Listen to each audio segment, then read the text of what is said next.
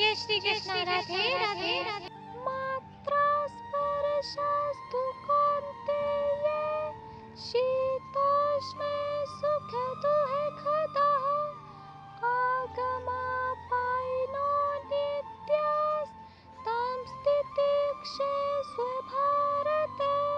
अर्थात है कुंती पुत्र, सुख तथा दुख का क्षणिक उदय तथा काल क्रम में उनका अंतर्धारण होना सर्दी तथा गर्मी की ऋतुओं के आने जाने के समान है। हे भरतवंशी, वे इंद्रिय बोध से उत्पन्न होते हैं और मनुष्य को चाहिए कि वे अविचलित भाव से उनको सहन करना सीखे।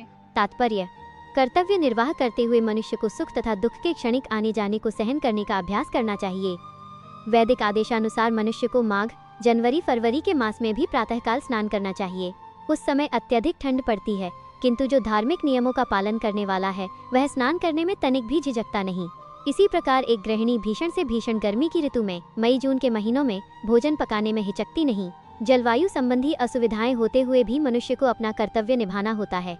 इसी प्रकार युद्ध करना क्षत्रिय का धर्म है, अतः उसे अपने किसी मित्र या परिजन से भी युद्ध करना पड़े तो उसे अपने धर्म से विचलित नहीं होना चाहिए। मनुष्य को ज्ञान प्राप्त करने के लिए धर्म के विधि विधान पालन करने होते हैं, क्योंकि ज्ञान तथा भक्ति से ही मनुष्य अपने आप को माया के बंधन से छुड़ा सकता है। अर्जुन को जिन 2 नामों से संबोधित किया गया है वे भी महत्वपूर्ण हैं। कौन्तेय कहकर संबोधित करने से ये प्रकट होता है कि वह अपनी माता की ओर मातृकुल से संबंधित है, और भारत कहने से उसके पिता की ओर पितृकुल से संबंध प्रकट होता है। दोनों ओर से उसको महान विरासत प्राप्त है। महान विरासत प्राप्त होने के फलस्वरूप कर्तव्य निर्वाह का उत्तरदायित्व आ पड़ता है, अतः अर्जुन युद्ध से विमुख नहीं हो सकता।